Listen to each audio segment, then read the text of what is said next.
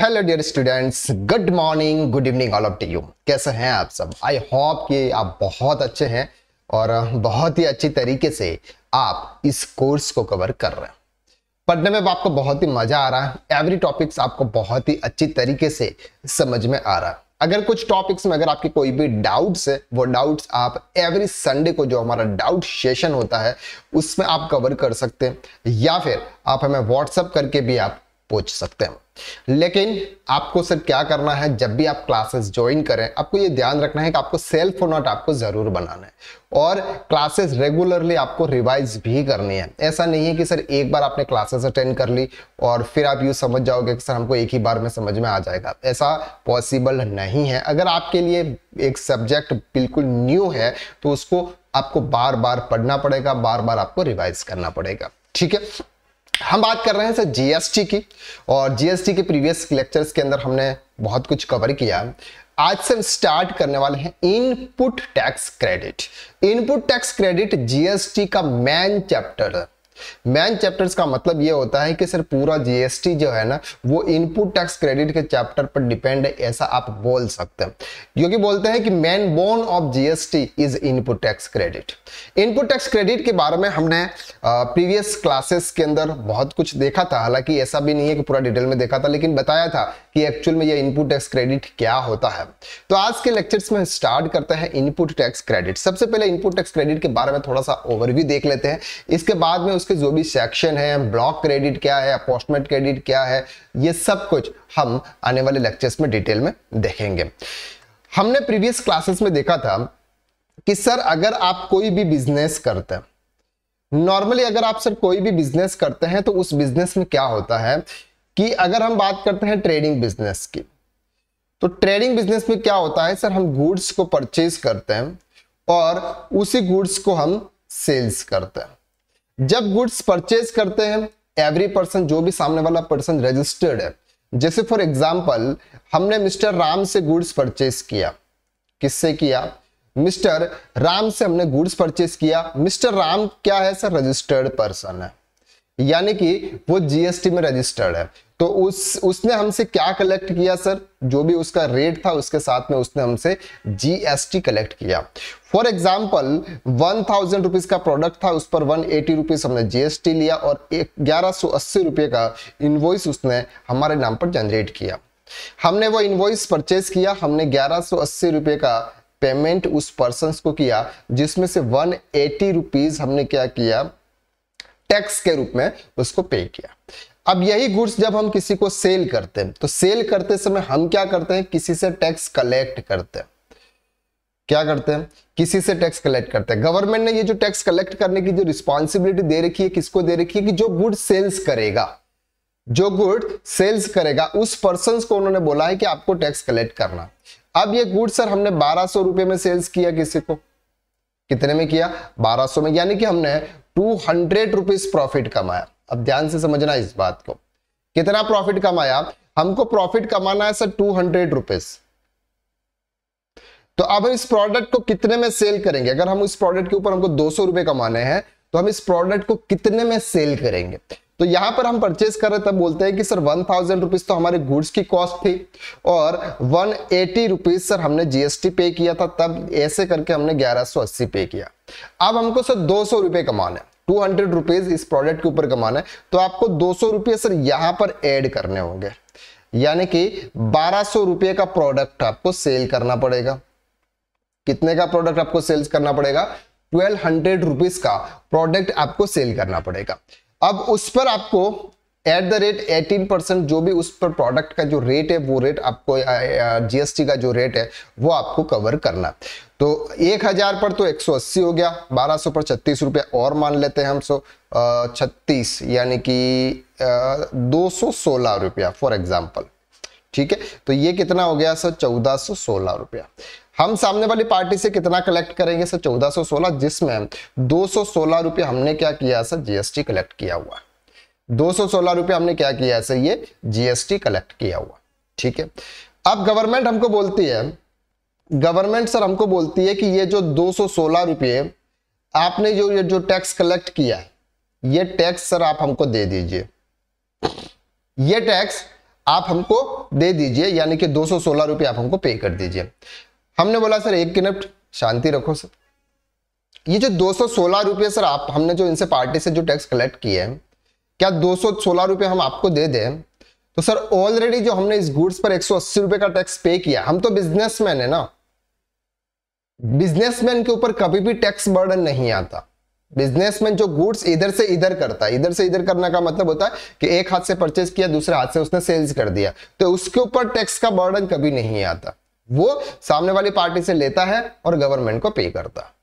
अब यहां पर सर उसने 216 रुपीज सामने वाली पार्टी जिसको उसने गुड सेल्स किया था उससे 216 रुपये उसने कलेक्ट किए, और गवर्नमेंट बोलती है कि 216 रुपये सर आप हमको दे दो। हमने बोला सर एक काम करो, ये जो 180 रुपीज जो हमने मिस्टर राम को पे किया था, क्योंकि सर हमारे गुड्स की प्रोडक्ट की रेट तो सर 1000 रुपीज थी, हमने 180 रुपीज जो एक्स्ट्रा पे किया है ये जीएसटी के रूप में पे किया है, उसने जीएसटी के रूप में हमसे लिया हुआ है।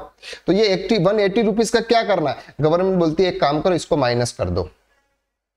जो आपने ऑलरेडी टैक्स पे किया है ना, परचेस के टाइम पर आपने जो टैक्स पे किया हुआ है उस टैक्स को आप यहाँ पे माइनस कर दो। तो हम क्या करेंगे सर, 216 रुपये पे 180 रुपीज हम माइनस कर देंगे, तो 36 रुपीज सर हमारा बचेगा, वो हम गवर्नमेंट को पे कर देंगे। That's called input tax credit, इसको बोलते हैं ITC, input tax credit. Input tax credit को अगर हम एक लाइन में बोले, अगर आपको कोई इंटरव्यू में पूछे कि इनपुट टैक्स क्रेडिट क्या है सर, तो परचेज पर अब यहां पर परचेज क्या, परचेज अगर आप कोई भी गुड्स करते हो, अगर आप कोई सर्विस करते हो, या फिर अगर आप कोई कैपिटल एसेट्स अगर आप परचेज करते हो, उस पर जो आप टैक्स पे करते हो उस टैक्स का सेटल मिलता है आपको आउटपुट टैक्स के सामने। क्लियर हो रहा है आपको? यहां पर आउटपुट टैक्स के सामने। इनपुट टैक्स का मतलब क्या होता है? इनपुट टैक्स का मतलब होता है कि सर आप जो टैक्स पे करते हो, परचेस के टाइम पर आप जो टैक्स पे करते हो उसको बोलते हैं इनपुट टैक्स।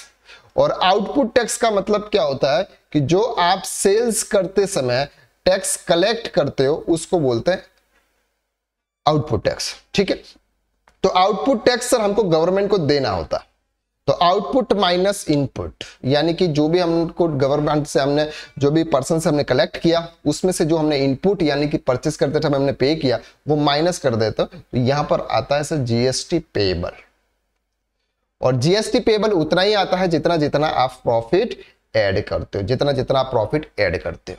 अब सर यहां तक आपको समझ में आ गया कि ultimately sir input tax credit क्या है। इनपुट टैक्स क्रेडिट कुछ नहीं है सर, ये जो बिजनेसमैन होते हैं ये जो ऑलरेडी जो टैक्स पे करते हैं उसका जो फिगर है वो माइनस कर देते हैं। अगर हम बात करते हैं फॉर एग्जांपल मिस्टर श्याम एक अनरजिस्टर्ड पर्सन है, ध्यान से समझना। मिस्टर श्याम एक अनरजिस्टर्ड पर्सन है, उसने किसी से गुड्स परचेज किया 1000 रुपीज का, जिस पर 180 रुपीज का टैक्स कलेक्ट किया सामने वाले पर्सन ने, यानी कि 1100 रुपये उसने कलेक्ट किया। ठीक है, अनरजिस्टर्ड। अब ये गुड सेल्स करेगा और उसको उस प्रोडक्ट पर 100 रुपीज कमाना है। उस प्रोडक्ट पर उसको कितना कमाना है? 100 रुपीज कमाना है। अब सर 100 रुपीज कमाने के लिए वो कौन सी कितने वैल्यू में सेल्स करेगा? इनकम कितनी जनरेट करनी है उसको? 100 रुपीज। तो प्रोडक्ट की सेल्स क्या होगी, यानी कि वो कितने रुपीज में वो प्रोडक्ट सेल्स करेगा तब जाके वो 100 रुपीज अर्न करेगा। तो यहां पर सर अगर हम बात करते हैं 1000 रुपीज और 180, तो ये किस में ऐड करेगा? ये किस में ऐड करेगा? क्या यहां पर 100 रुपीज ऐड करेगा यानी कि 1100 रुपए में सेल्स करेगा? Answer is no. Answer is no. No का मतलब होता है कि सर ये जो पर्सन है उस पर्सन वो कौन है सर? अनरजिस्टर्ड है। पर्सन कौन है सर? अनरजिस्टर्ड। जो पर्सन अनरजिस्टर्ड होता है वो क्या जीएसटी कलेक्ट कर सकता है? ये हमने प्रीवियस क्लासेस में शायद में भी देखा था कि अनरजिस्टर्ड पर्सन के पास में अथॉरिटी नहीं होती है कि वो सामने वाले पर्सन से जीएसटी कलेक्ट करे। अगर सर आप जीएसटी कलेक्ट नहीं कर रहे हो और गवर्नमेंट को आपको कुछ देना नहीं है, तो आप उसका क्रेडिट कैसे ले सकते हो जिस पर आपने टैक्स पे किया हुआ है। बात समझ में आ रही है आपको? यहां तक आप टैक्स का क्रेडिट कब ले सकते हो? जब आप कोई टैक्सेबल गुड्स सेल्स कर रहे हो और वहां से अगर आप टैक्स कलेक्ट कर रहे हो तो ही आप आईटीसी ले सकते हैं, अदरवाइज आप आईटीसी नहीं ले सकते। तो यहां पर अगर हम बात करते हैं अनरजिस्टर्ड पर्सन से सामने वाले पर्सन से जीएसटी कलेक्ट नहीं करेगा, इसलिए उसको उसका आईटीसी नहीं मिलेगा। उसको गवर्नमेंट को सिर्फ कलेक्ट नहीं कर रहा है तो गवर्नमेंट को कुछ देना ही नहीं है, गवर्नमेंट को देना जीरो के रूप में। जीएसटी क्या है सर? उसकी जीरो जीएसटी है। अब उसने पे कितना किया सर? 180 रुपीज। तो 180 रुपीज अगर यहां पर माइनस करेगा तो फिगर क्या आएगा? -180, यानी कि जीएसटी रिफंड तो कभी मिलता ही नहीं है। जीएसटी रिफंड तो मिलता ही नहीं है। रिफंड किस किस केसेस में मिलेगा वो हम आगे देखेंगे। क्लियर हो गया? तो अब यहां पे उस पर्सन के लिए, जो पर्सन अगर अनरजिस्टर्ड पर्सन है, अनरजिस्टर्ड पर्सन ने 1000 रुपीज प्लस 180 1180 रुपए में गुड्स परचेज किया, वो अगर 100 रुपए कमाना चाहता है तो उसको 1280 रुपये में वो गुड सेल्स करना पड़ेगा, तब जाके वो 100 रुपये कमाएगा। क्यों? क्योंकि सर 180 रुपीज उसकी कॉस्ट बन जाती है, परचेस कॉस्ट बन जाती है। उसके लिए पूरी कॉस्ट सर 180 रुपीज है, 1180 है। अगर हम रजिस्टर्ड पर्सन की बात करते हैं, रजिस्टर्ड पर्सन अगर ये गुड्स परचेस करता है 180 रुपीज 1180, तो उसके लिए जो कॉस्ट है वो 1000 रुपीज कॉस्ट है। क्यों? क्योंकि 180 रुपीज तो उसको आईटीसी मिल जाएगा, जो पर्सन सामने से कलेक्ट करेगा वो, उसके ना तो उसके पीएनएल में जाएगा, ना क्रेडिट में जाएगा, ना क्रेडिट, ये सीधा जाता है सर आपके बैलेंस शीट में, सिर्फ सेट ऑफ होता है। बैलेंस शीट में जाके क्या होता है सर? सेट ऑफ होता है। तो उसकी कॉस्ट, अगर उसको 100 रुपए कमाना है तो 1100 रुपए में सेल्स करेगा, प्लस 18% जीएसटी लगाएगा, यानी कि कितना हो गया? 180 और 18 196। ठीक है, तो ये करेगा सर 1294 रुपए, सिंपल 1294 रुपए में। और ये कितना करेगा सर? सिंपल, क्लियर हो गया? 1280 रुपए में। अब 1280 रुपए में करेगा लेकिन ये जीएसटी कलेक्ट नहीं करेगा। क्लियर हो गया? तो यहां पर अगर हम बात करते हैं इनपुट टैक्स क्रेडिट के लिए, इनपुट टैक्स क्रेडिट के लिए आप जीएसटी रजिस्टर्ड पर्संस होने चाहिए। आप जीएसटी रजिस्टर्ड पर्सन ही इनपुट टैक्स क्रेडिट ले सकता है, अदरवाइज सर कोई नहीं ले सकता। क्लियर हो रहा है आपको यहां तक? क्लियर हो गया? चले सर आगे बात करते हैं। पहले क्या था? वेट था। वेट जो था ये था सर इंट्रास्टेट। ध्यान से समझना इस पॉइंट को, बहुत ही इंपॉर्टेंट पॉइंट है। वेट जो था वो इंट्रा स्टेट पे था, यानी कि एक स्टेट सेम स्टेट के अंदर। फॉर एग्जांपल अगर हम बात कर रहे हैं एमपी टू एमपी अगर आप किसी गुड्स की सप्लाई करते हैं या फिर किसी सर्विस की सप्लाई करते हैं तो वहां पर वेट लगता था। ठीक है, सीएसटी जब गुड्स एक स्टेट से दूसरे स्टेट जाता था, यानी कि अगर हम बात करें एमपी से अगर गुड्स गया यूपी में, एमपी से गुड्स गया यूपी में, तो क्या लगता था सर? सीएसटी। सीएसटी का मतलब होता है सेंट्रल सेल्स टैक्स। अगर आपने किसी ने कभी प्रीवियस में कभी काम किया हो तो आपको पता होगा कि सी फॉर्म हम इश्यू करते थे तो 2% सीएसटी लगता था, जिसका आईटीसी नहीं मिलता था। क्लियर हो गया आपको यहां तक? तो इसको बोलते हैं सर सीएसटी। ये होता है जब गुड्स एक स्टेट से दूसरे स्टेट अगर मूव करता था तो वहां पर सीएसटी लगता था, सेंट्रल सेल टैक्स। और स्टेट अगर विद इन स्टेट अगर गुड्स सप्लाई की होती थी, विद इन स्टेट में अगर गुड्स की सप्लाई होती थी तो वहां पर लगता था वेट। दूसरा लगता था कि सर अगर आप कोई कैपिटल गुड्स परचेस कर रहे हैं, कैपिटल एसेट्स या कैपिटल गुड्स, उसके ऊपर आप क्या पे करते थे सर? वेट। क्या पे करते थे? वेट। दूसरा, अगर यहां पर आप कोई सर्विस देते थे तो आप सर्विस टैक्स पे करते थे, जो कि 18% का रेट था, और वो सेंट्रल गवर्नमेंट की इनकम थी। किसकी इनकम थी? सेंट्रल गवर्नमेंट की इनकम थी।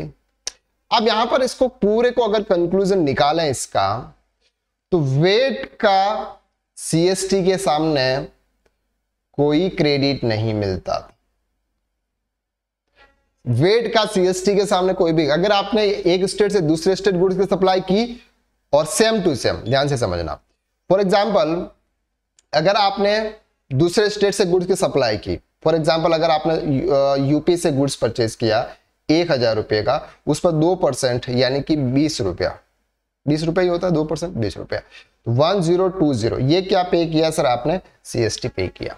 अब यही गुड्स अगर आप फिर एमपी में सेल कर रहे हो तो एमपी में क्या लगता है सर? 1100 रुपए में 5% का फॉर एग्जांपल वेट है, 5% का वेट है, तो 1000 पर 5% कितना होता है सर? 50 होता है। और यहां पर हम मान के चलते हैं फॉर एग्जांपल 55 रुपीज, तो यहां पर हमने कितने लिए?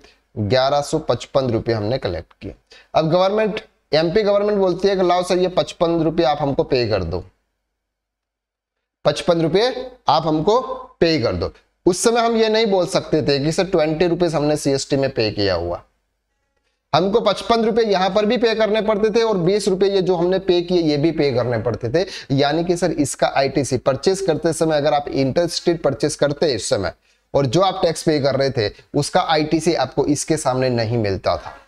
क्लियर है? पहली क्लियरिटी आपको यहां तक ये हो गई कि जीएसटी में क्या चेंजेस हुए, पहले क्या था वो आपको यहाँ पे क्लियर कर रहा, ताकि आपको दोनों के बीच में अगर डिफरेंसेस समझ में आ जाएगा तो आपको इजीली पता चल जाएगा कि पहले क्या था अब क्या है। ठीक है, तो यहां पर सर अब आपको क्या था? नहीं मिलता था। दूसरी चीज, मैं हूं सर सर्विस प्रोवाइडर, मैं कौन हूं? Service provider. फॉर एग्जांपल हमारा इंस्टीट्यूट है, हम 18% सर्विस टैक्स लेते हैं। कितना लेते हैं सर? 18% सर्विस टैक्स हम यहां पे लेते हैं।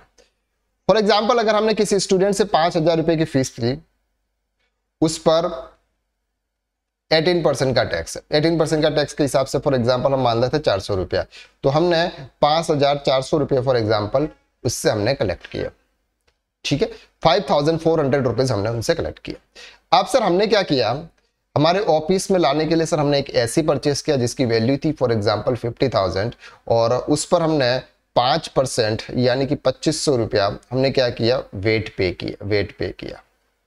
क्योंकि गुड्स के ऊपर कौन सा टैक्स लग रहा था? गुड्स के ऊपर लग रहा था सर वेट, गुड्स के ऊपर कौन सा लग रहा था? वेट। तो वेट में हमने क्या किया सर? 52,500।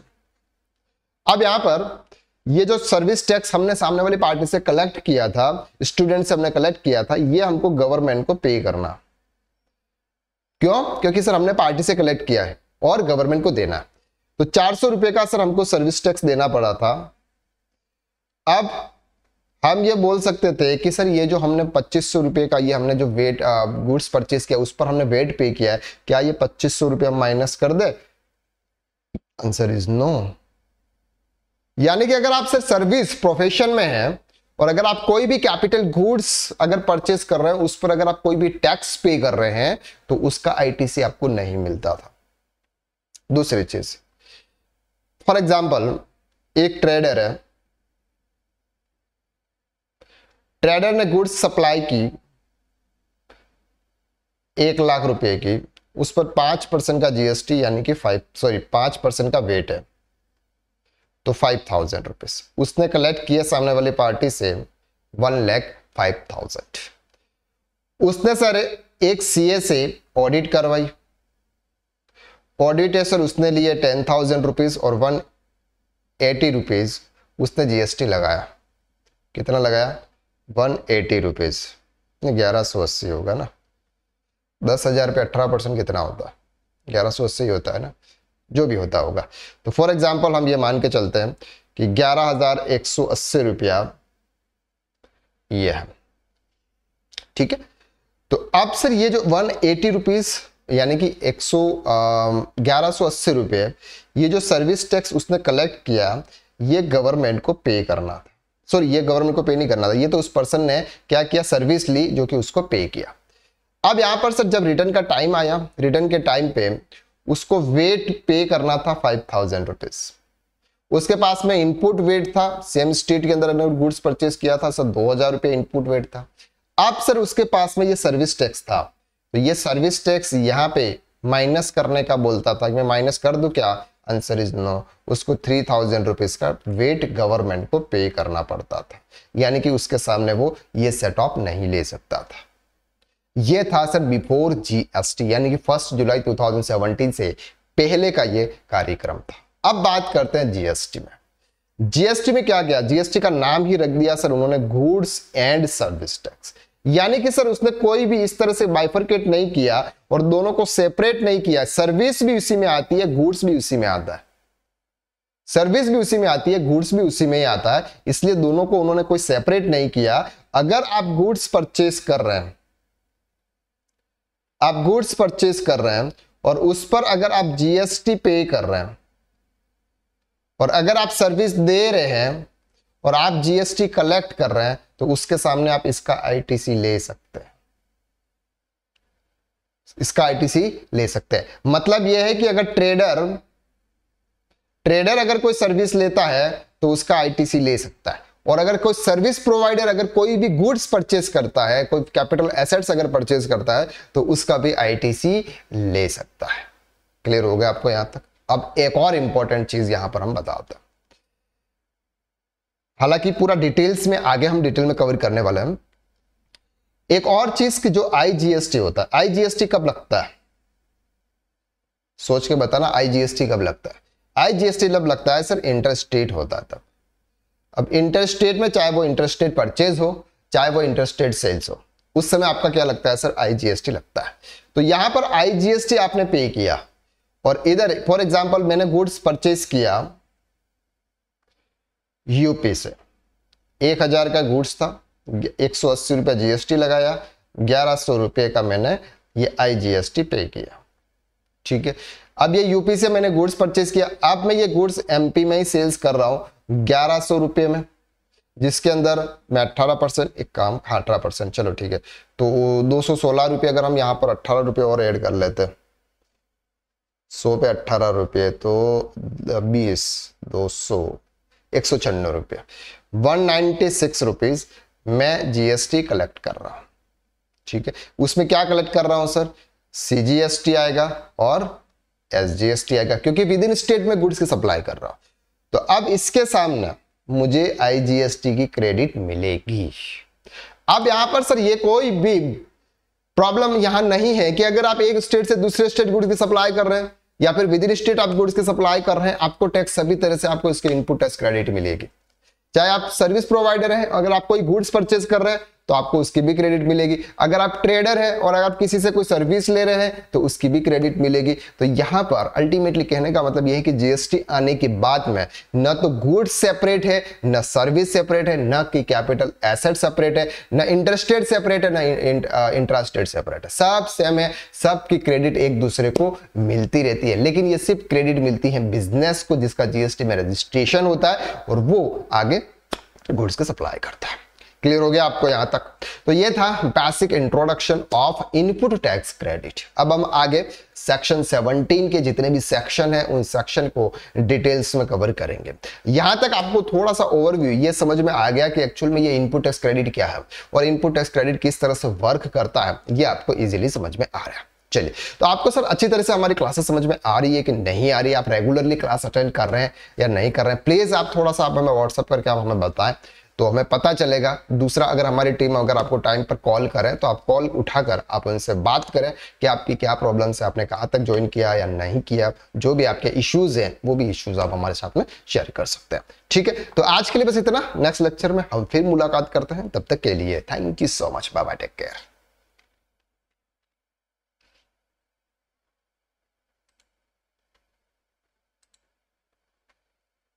छोड़ी छोड़ी छोड़ी छोड़ी